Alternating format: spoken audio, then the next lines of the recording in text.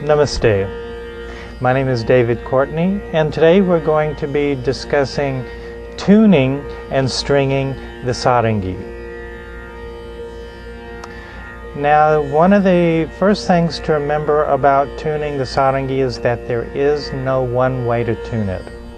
As many different people as there are and as many different sarangis there are, that's how many different ways of tuning you can find.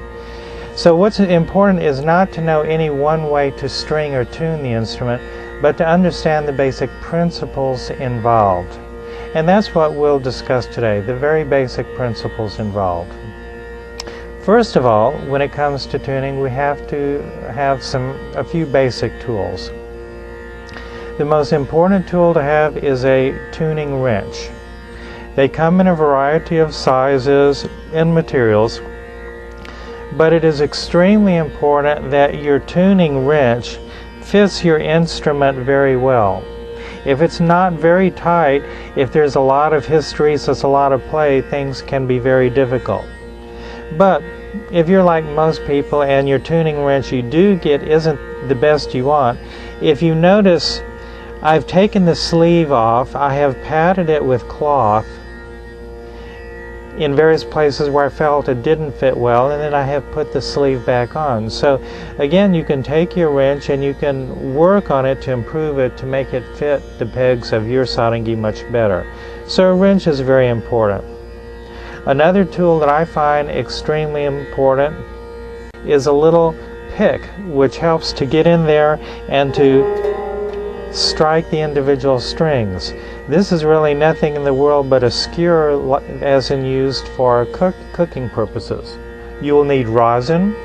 I find a very soft, sticky rosin used for basses to be very well. I find that the rosin that one uses for violins is oftentimes too hard and not very good. You'll also need chalk. Now let's discuss some of the basic issues of tuning the sarangi. Now, one of the first things to remember is what key you want to tune the instrument to. One of the strengths of the sarangi, which makes it such a very good accompanying instrument, is the extremely broad range of tunings at which the instrument can be tuned to. As a general rule, most sarangis are designed to work from the key of E. But remember, since sarangi is more often than not an accompanying instrument, if you do not accompany anyone from E, then there's no point in tuning the instrument to it.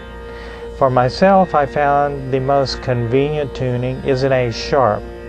For no other reason than most of the people that I need to accompany will sing from A sharp. So the first thing to do, as I said, to decide what you want to tune it to. If you only want to use your sarangi for solo purposes, you might find that E will give it the nicest sound. But as I said, if you're going to use it as an accompanying instrument, you will definitely want to tune it to whoever or whatever you're most likely going to accompany. As I said, in my case, it's A sharp. Now, when we say we tune the instrument and string the instrument to A sharp, what does that mean?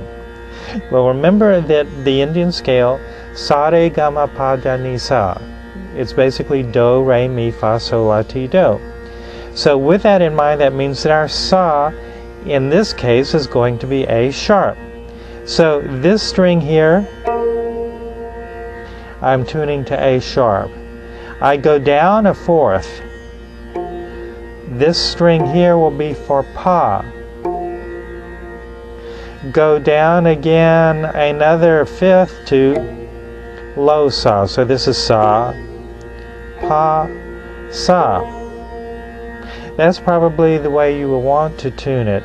That means that you'll be able to get easily 2.5 octaves.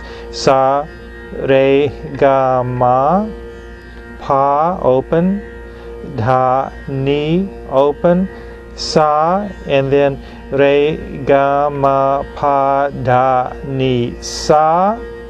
And then you can come up another a half an octave, sa, re, ga, ma, pa, which will bring you up to about here. You probably don't want to go more than pa, which although in theory you can go up another octave. Remember, if you go up any higher, you're starting to get talcum powder on this section of the string here, which is, you really want to keep clean, you want to keep clear, because this is where you're going to be doing your bowing.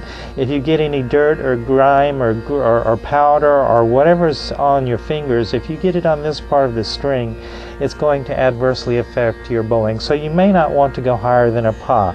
So that means that this instrument here will cover about 2.5 octaves.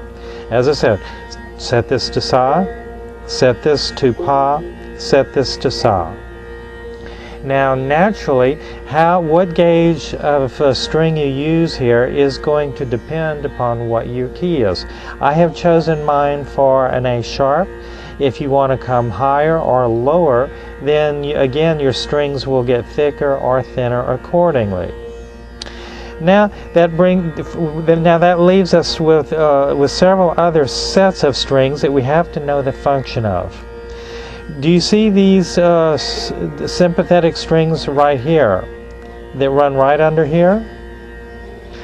We have this bank of sympathetic strings. And more often than not, most people will tune this particular bank chromatically. So it will sound like, if I get under here, chromatic tuning. Essentially what these strings do is they act as like an acoustic reverb, but again it's a reverb that doesn't require a knob or switches or anything.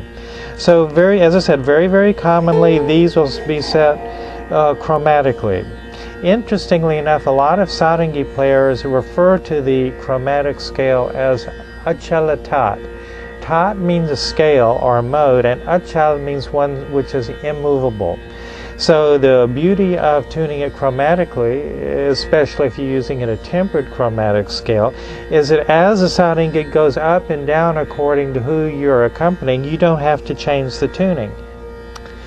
In my particular case, I have taken this particular string here, this particular peg, I've set this to sa. Re, ga, ma, pa, da, ni, sa, and then again come back up to re for this one. Naturally the ones in between are the altered forms of it. You may find that with your strings and your pitch you may decide on something a little different, but this is what I found works for me here. Now we have another group of strings right here. Oh, let me also mention, I have used steel for all of these strings, which is the most normal, traditional thing to do. Now I've done something a little bit untraditional with this bank of strings here. This bank of strings here would normally be set to the scale of whatever the rag we're using. But again, because I'm using this primarily for accompaniment, the logistics involved in having to retune this for every song is just too much. So I have again gone and tuned this one chromatically. But I've done something interesting here. I have replaced the steel strings with brass and bronze strings, which reaches it down. So whereas this one I have covering the chromatic scale